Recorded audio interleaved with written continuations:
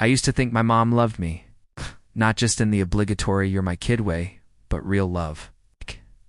The kind that puts your future first. That illusion shattered the year I turned 18. My dad died when I was 10. He was quiet, kind, and the only person who truly saw me. After the funeral, my mom changed, became colder, more distant, like grief had turned her into stone. When I was 15, she married Rick, my stepdad. Loud, pushy, always trying to act like he ran the house. He brought along his son Kyle, who was the same age as me. From the beginning, Rick treated Kyle like gold and me like extra baggage. Kyle got a new phone, new bike, and his own room.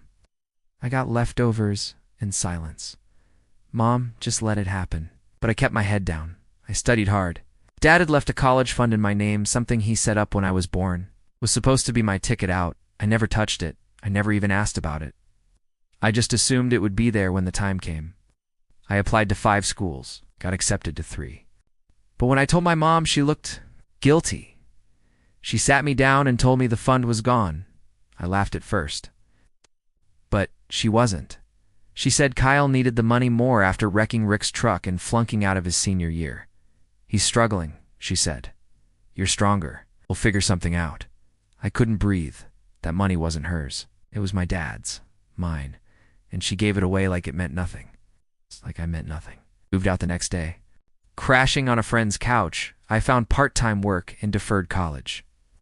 I picked up extra shifts, sometimes working till 3 a.m. and dragging myself to community classes in the morning. It was brutal, but I refused to break. Meanwhile, Kyle posted selfies from music festivals, showed off new sneakers online, and talked about his gap year.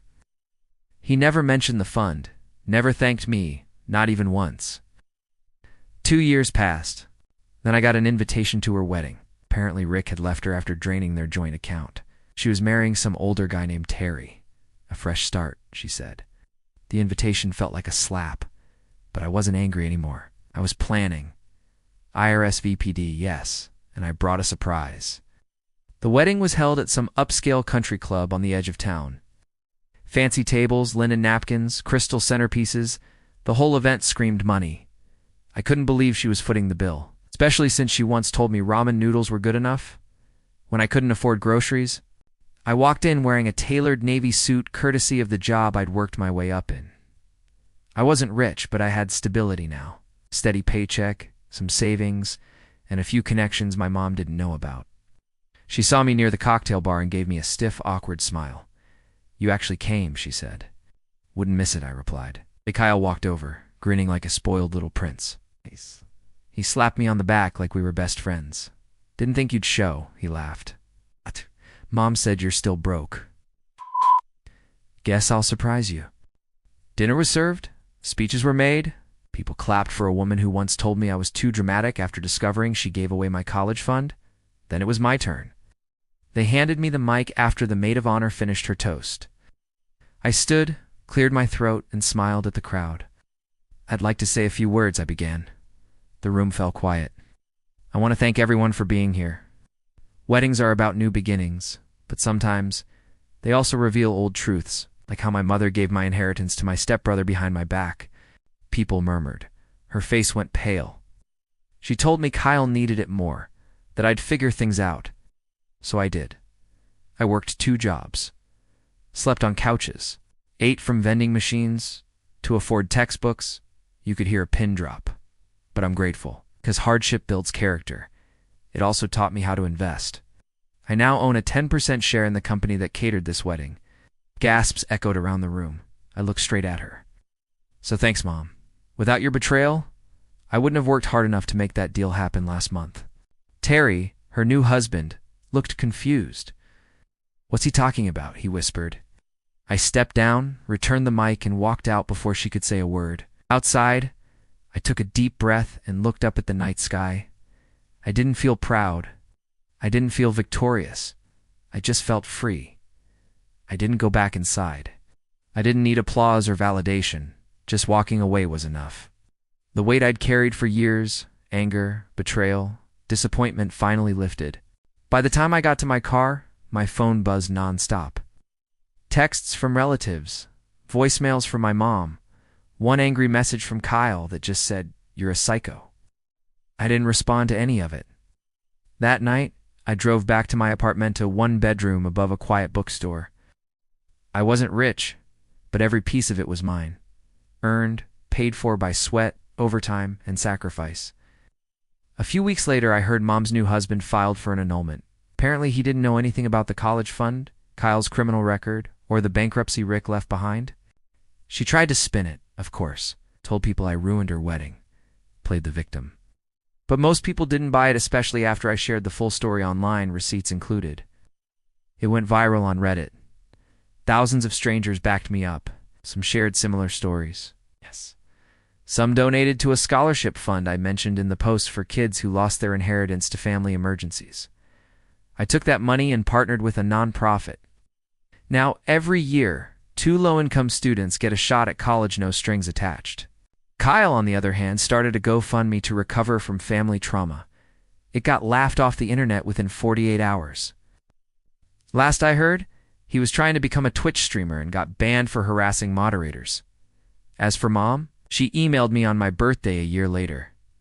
"I made mistakes. I know I hurt you. I just wanted the best for everyone.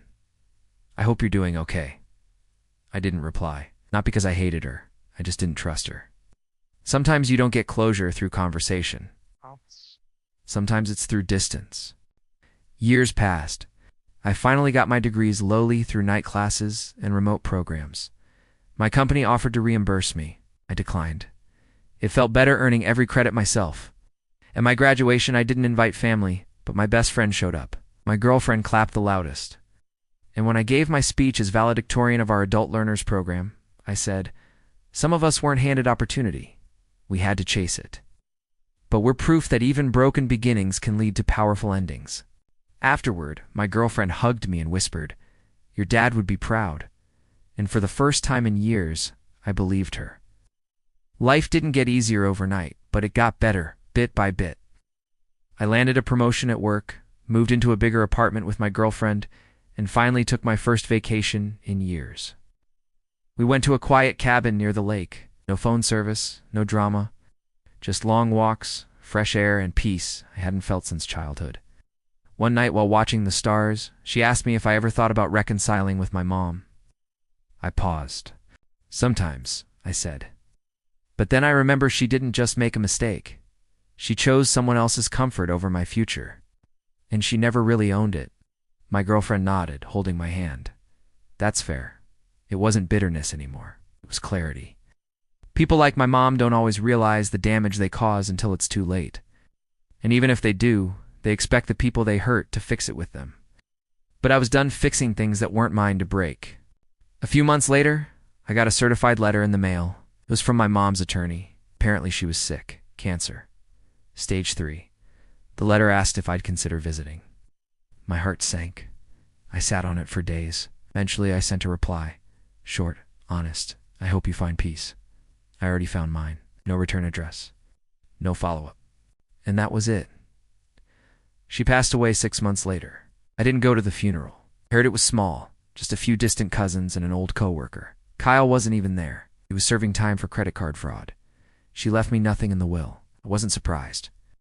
But she also didn't leave anything to Kyle. Instead, she donated what little was left of her estate, about $3,200, to the same scholarship fund I helped build. Maybe that was her way of saying sorry, or maybe it wasn't.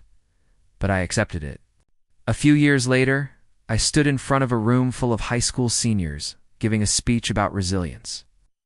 I told them about hard work, perseverance, and the power of not giving up, even when the world feels stacked against you. I didn't mention my mom, or Kyle, or the wedding. But I did say this. Sometimes the people who are supposed to protect you are the first to betray you. That doesn't make you weak. It just means your strength has to come from somewhere deeper. They clapped. Some even cried. And as I looked around that room, I realized I'd built more than a career. I'd built a life that no one could take from me again. And that was the best revenge of all.